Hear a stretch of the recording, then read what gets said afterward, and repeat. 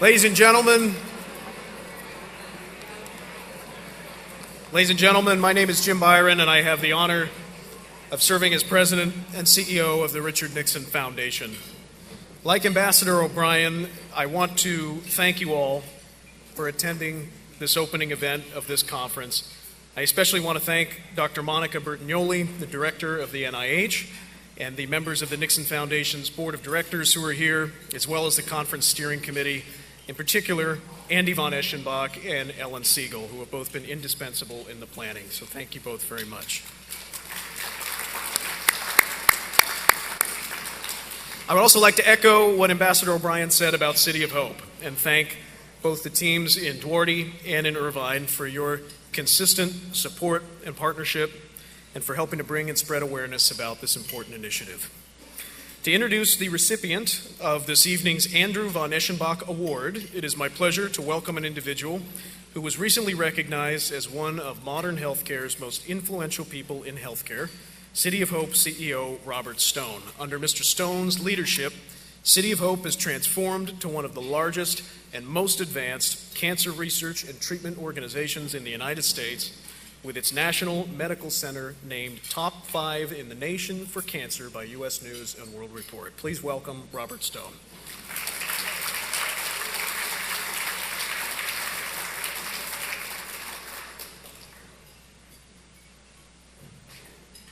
Thank you.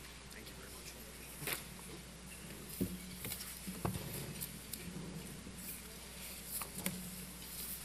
Good evening, everyone, and Jim, thanks for those kind remarks. It's a pleasure to be here, and it's a pleasure to be with all of you.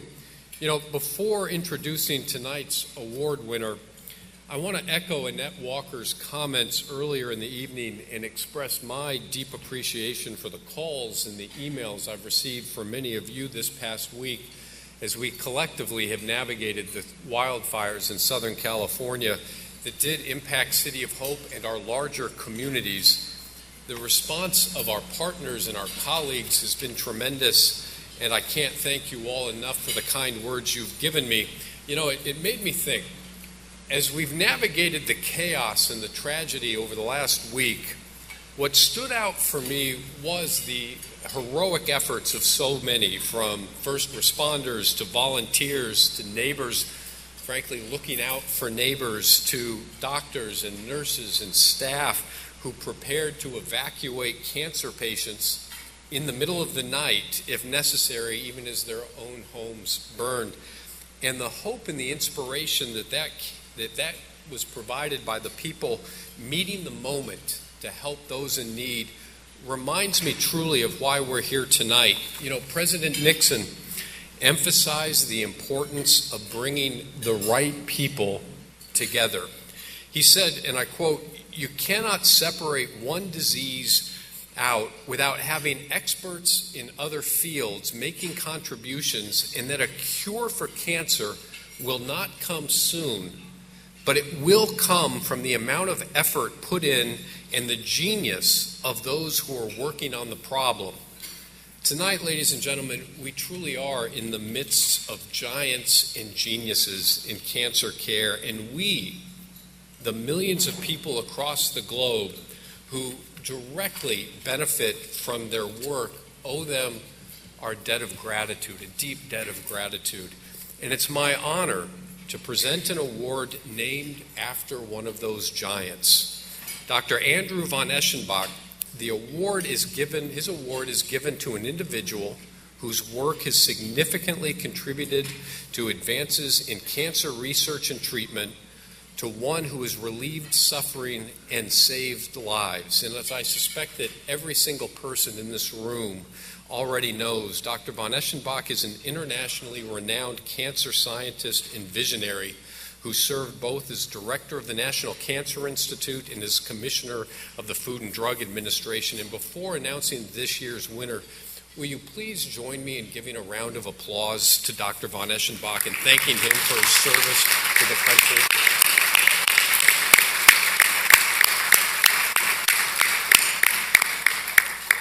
With that, it's my great honor to present the Dr. Andrew von Eschenbach Award for Excellence in Cancer Leadership and to recognize the extraordinary career of this year's winner, the Director of the National Institutes of Health, Dr. Monica Bartagnoli. Please.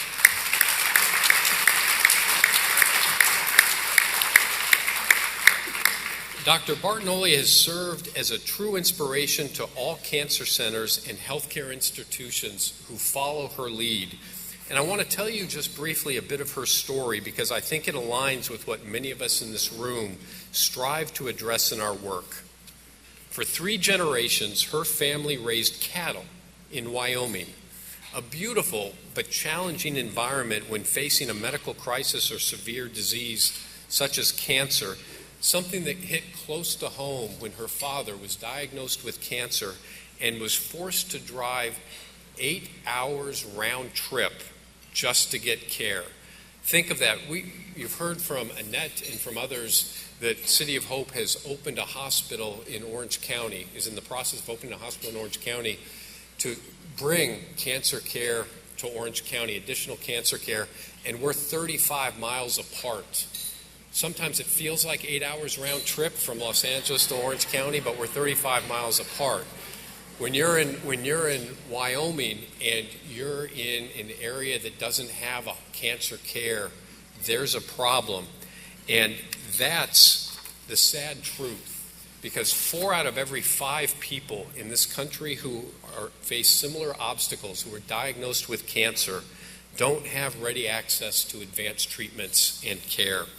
And that treatment can make a life-saving difference for them and their families. And I suspect it's one of the strong reasons why Monica is such a strong advocate for those with underserved health care needs, and why she champions access for a vast array of people, including ethnic and gender minorities, children, and older adults, and those living in rural areas. And as she said, and I agree, your zip code should never be a barrier to care.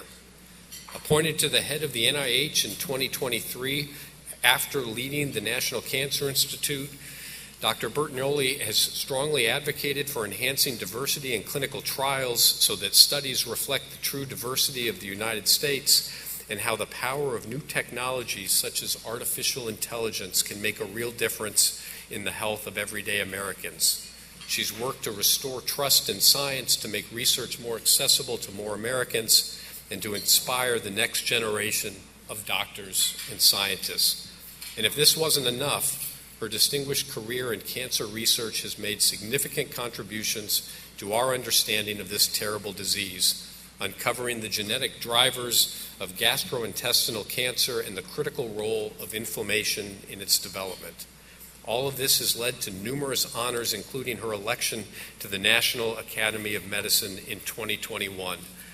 And before I ask her to come on stage, I want to tell you a personal story of why I'm here today. And this is a true story. I had the great fortune of working at City of Hope with a phenomenal physician scientist by the name of Michael Caligiuri. And some of you may know Michael. He's well known in the cancer field. And as we came out of the pandemic as an organization and as a community, we looked at how can we continue to make a difference, and we should continue recruiting the best of the best. And I went to Mike and I said, Mike, tell me who you think matches the excellence that you need in cancer care with the ethos, with the culture that fits with caring. And he said, I've got somebody perfect for you. She's at Dana-Farber. Her name is Monica. You'd love her. You've got to meet her. And I said, she's in Boston. Nobody in Boston is going to come to California if they have a choice at that point in time, post-pandemic. 2 weeks later, he came up to me and he said, have you called her? I said, no, I haven't called her. 2 weeks later, in 2022, I read the announcement that she was appointed as the National Cancer Institute director. I thought about calling her then. And I got a note from Dr. Caligiuri that simply said, maybe someday you'll have the chance to actually meet her. It's a true story.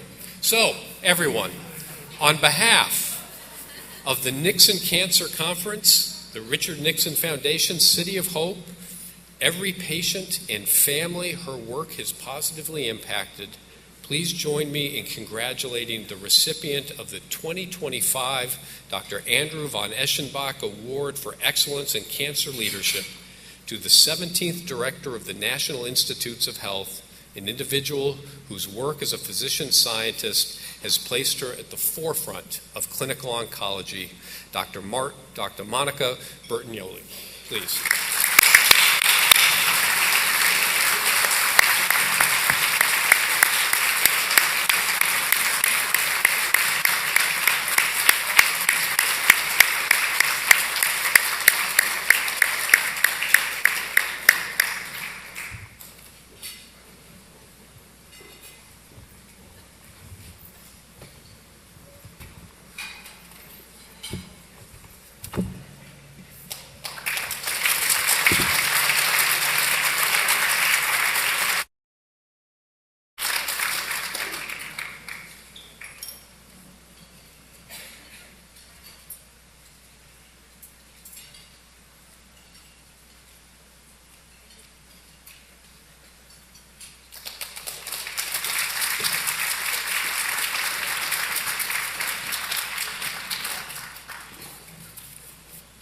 Well, it's a long name and a heavy metal.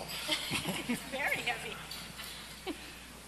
Monica, you and I have amazing things in common.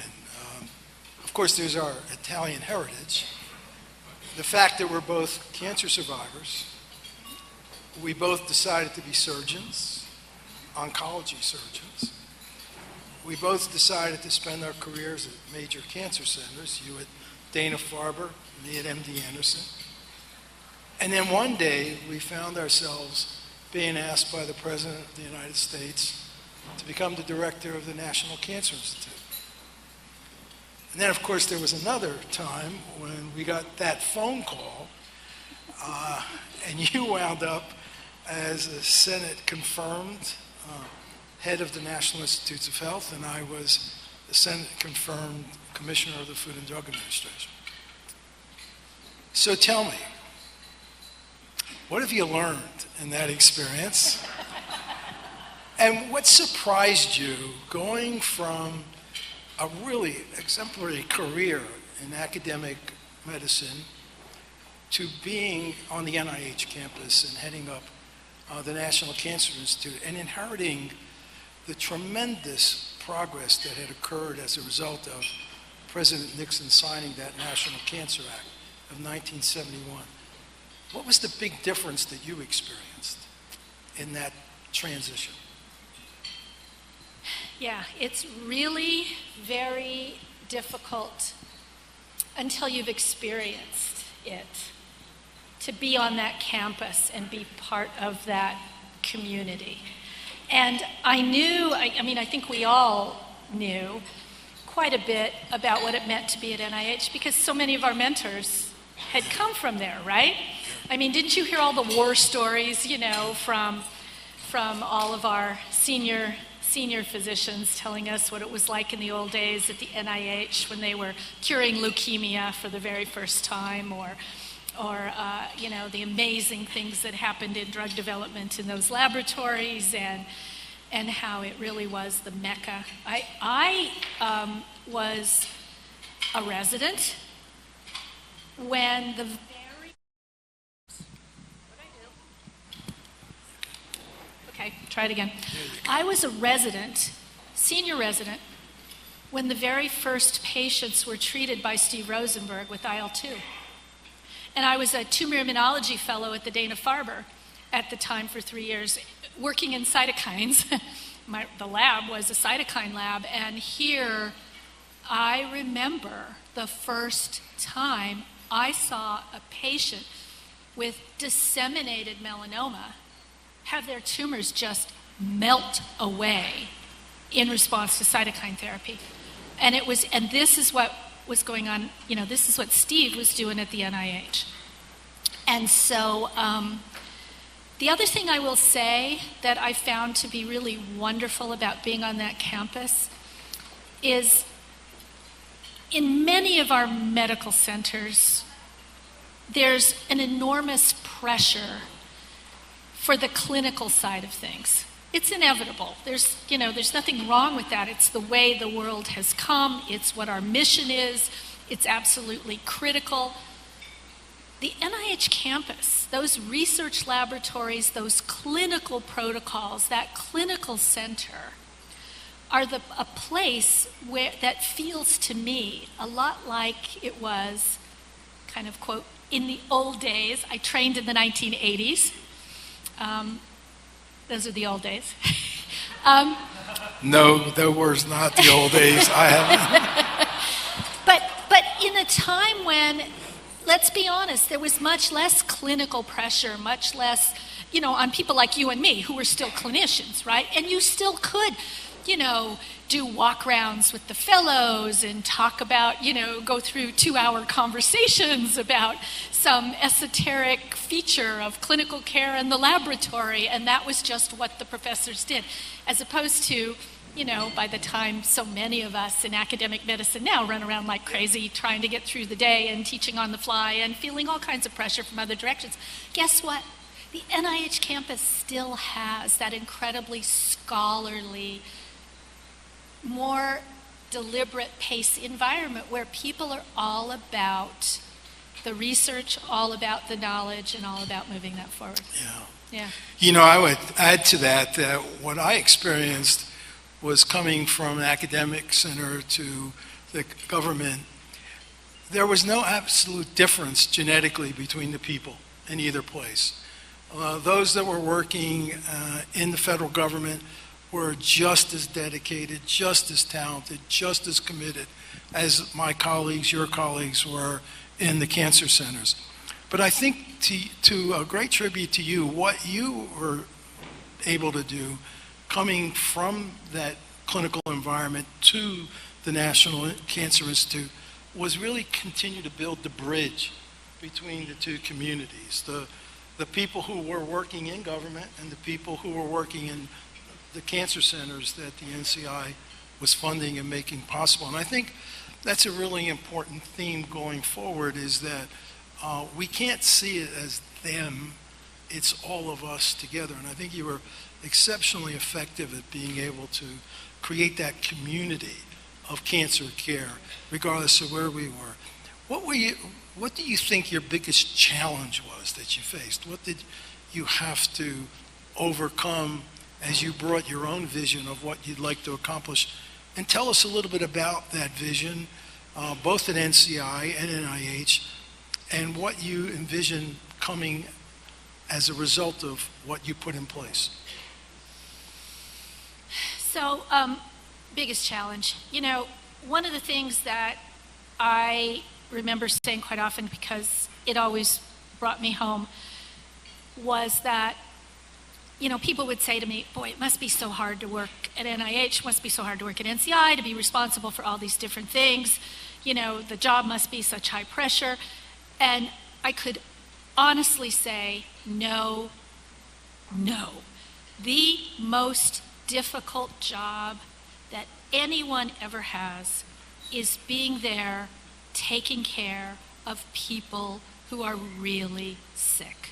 There is no more difficult job than anyone does, and there are hundreds of thousands of people doing it all the time. What we do, the challenges that we have here, truly are trivial compared to sitting at the bedside of a child who we're going to lose. Okay, there is nothing. And that's another thing, that coming from the clinical care environment, and I know we kind of build this protective shell around ourselves sometimes, but I really mean that, remembering that always. The rest of the stuff becomes kind of trivial. So then you ask me, what's the most difficult? Well, the most difficult is always the stuff that's just annoying. If it's a real problem, like we have to figure out this signaling pathway because if we can, we know we're going to unlock some specific aspect of drug resistance in this patient. I mean, if that's the challenge that you have, those are really hard. But those challenges we embrace, we love, we go after 100%, and they're frustrating and hard, but we want to do them, right? The ones are the ones that basically sap our strength, sap our energy, are incredibly annoying, and we really shouldn't have time for. And unfortunately, sometimes we have some of those things, right?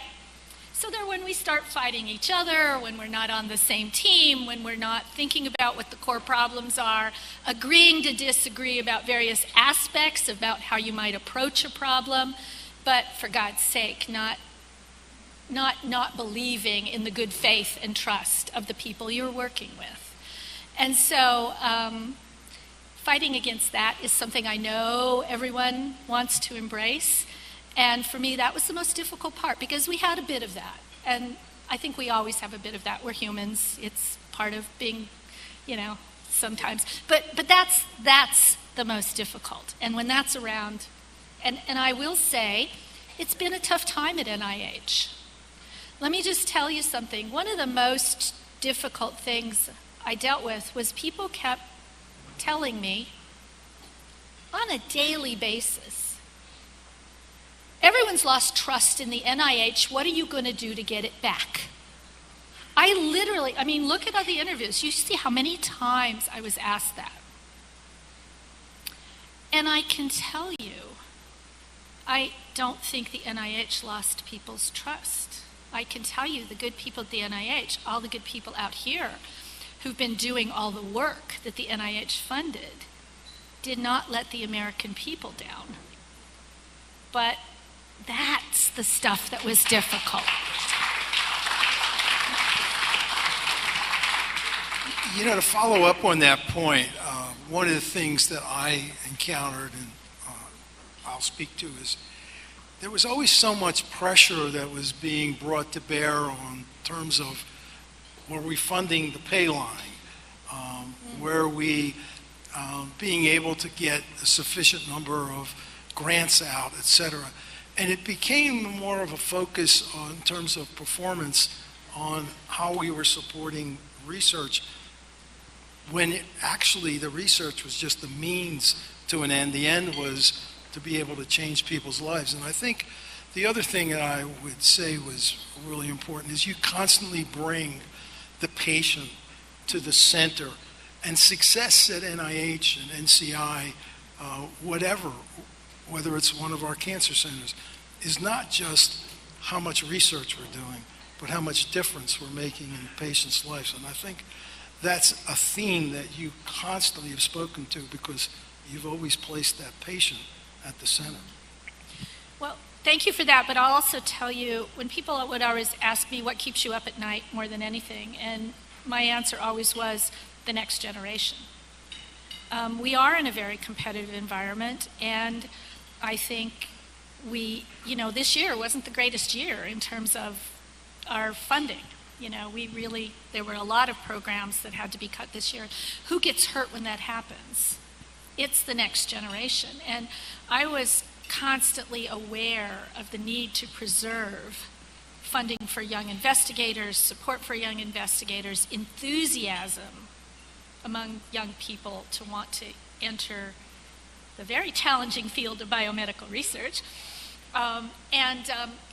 Literally, we would have every Thursday morning for 2 hours, all the directors of NIH, all 27 institutes and centers, as you know well, get together for a 2-hour strategy meeting every single week. And there wasn't a week that didn't go by when the issue of health disparities and nurturing the next generation and what are the best strategies to do that didn't come up.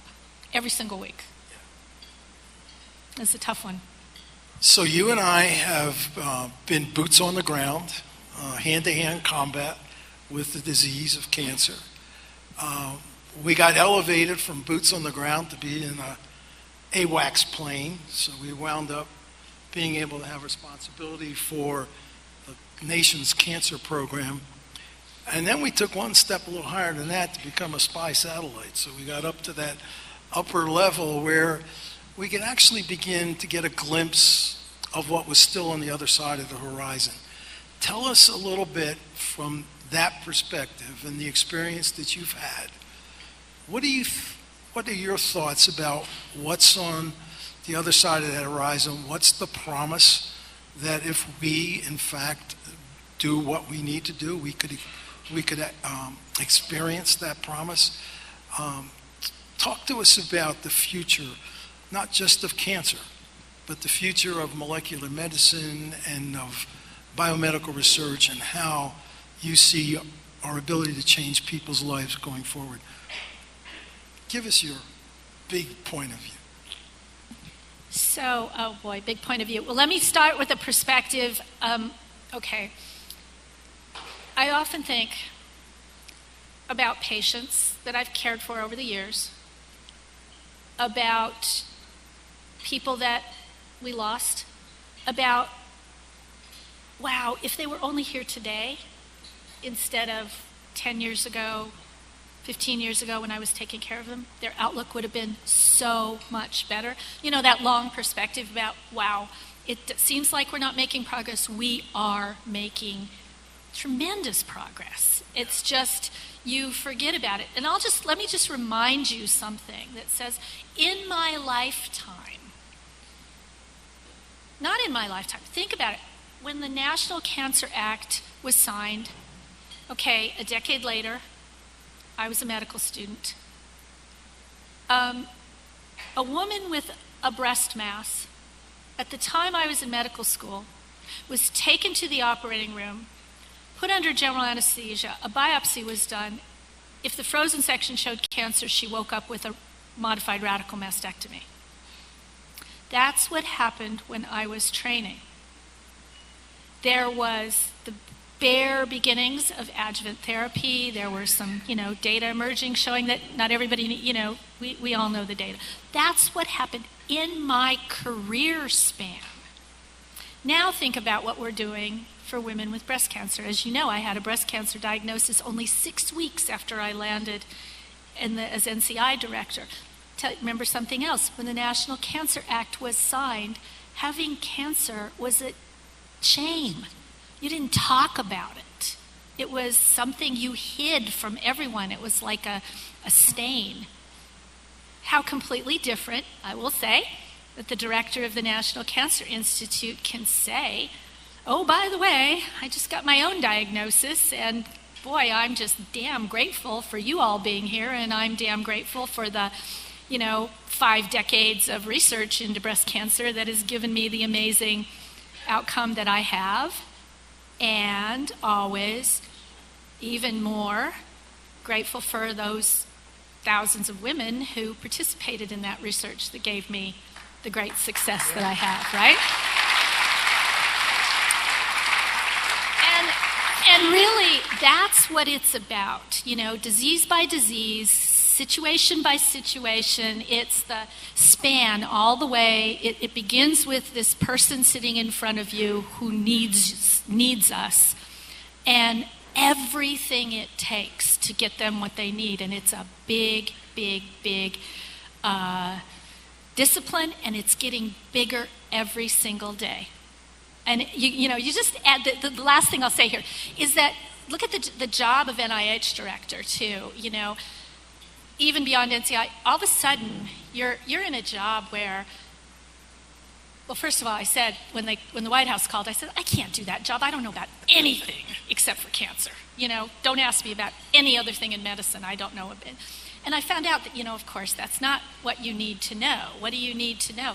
You need to know who to call. You need to know who needs to be on the team. You need to know not to leave anybody out. And so now who do we have in our armamentarium? We have data scientists, we have programmers, we have environmental specialists, we have toxicologists, we have, psychologists.